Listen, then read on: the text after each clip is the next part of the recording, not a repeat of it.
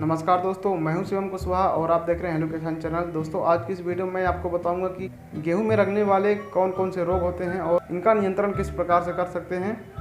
दोस्तों, आप भी गेहूं को देखकर आप पहचान सकते हैं कि गेहूं में कौन सा रोग लगा है और इसका नियंत्रण शीघ्र ही करके आप अपनी फसल को नुकसान होने से बचा सकते हैं। तो दोस्तों, आइए शुरू करते हैं।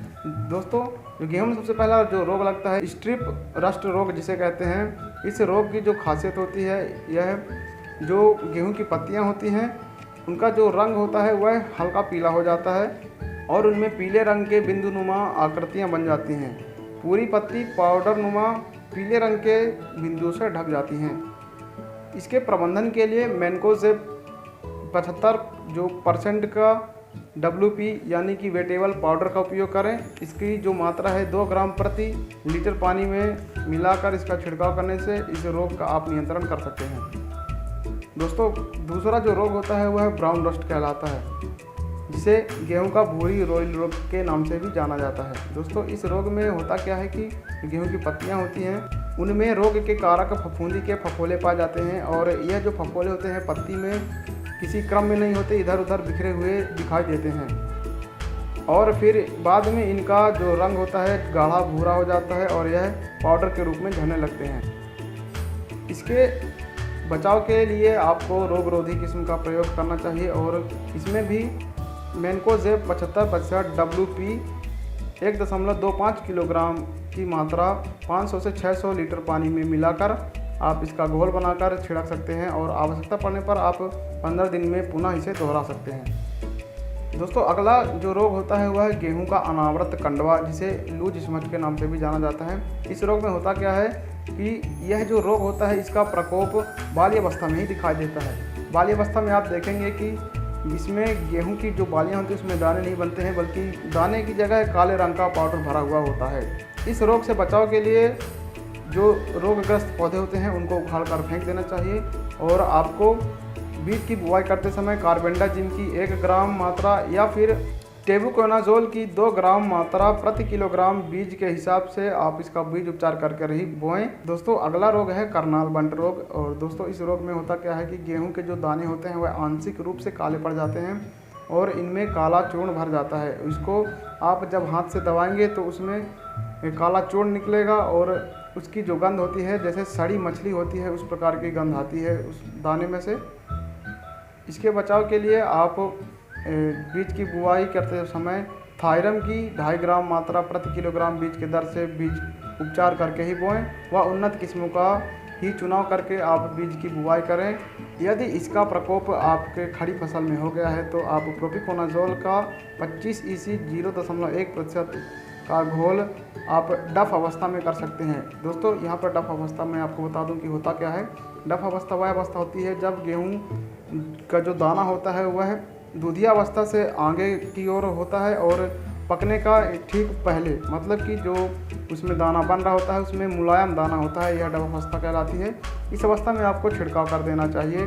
दोस्तों, अगला रोग जो है काला बिंदु रोग, इसे ब्लैक पॉइंट डिजीज भी कहते हैं। दोस्तों, इस रोग की पहचान यह होती है जब गेहूं पकने की अवस्था में होता है और वातावरण में जब नमी अधिक हो जाती है तब आप देखेंगे कि गेहूं का जो सिरा होता है वह काला पड़ जाता है और बाकी का शेष हिस्सा साफ दिखाई देता है। इस रोग की यही खास पहचान होती है। इसके प्रबंधन के लिए आप डफ अवस्था में मिथाइल थायोफिनेट 70% WP का 0% 1% का दवा का घोल बनाकर छिड़काव करें।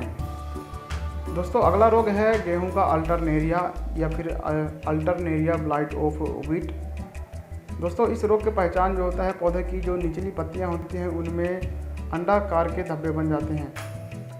इनका आकार निश्चित नहीं रहता है और जब बाद में यह जो आकार होता है यह बढ़ जाता है और इनका रंग कत्था भूरा से होकर काला भूरा हो जाता है। घेरे का जो बालर होता है वह क्रीम कलर का हो जाता है। इस रोग से बचाव के लिए आप जनवरी के प्रथम सप्ताह में मैनकोजेब का 1.25 किलोग्राम 500 लीटर पानी में घोलकर छिड़काव करें और इसको हर 15 दिन में दोहराएं।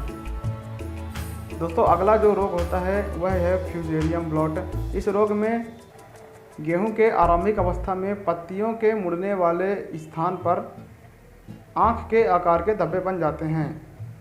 जिनके बीच का भाग हल्के भूरे रंग का होता है और धब्बे वाले स्थान से पत्तियां टूट जाती हैं और जो बालियां निकलती हैं उनका रंग कत्थई हो जाता है।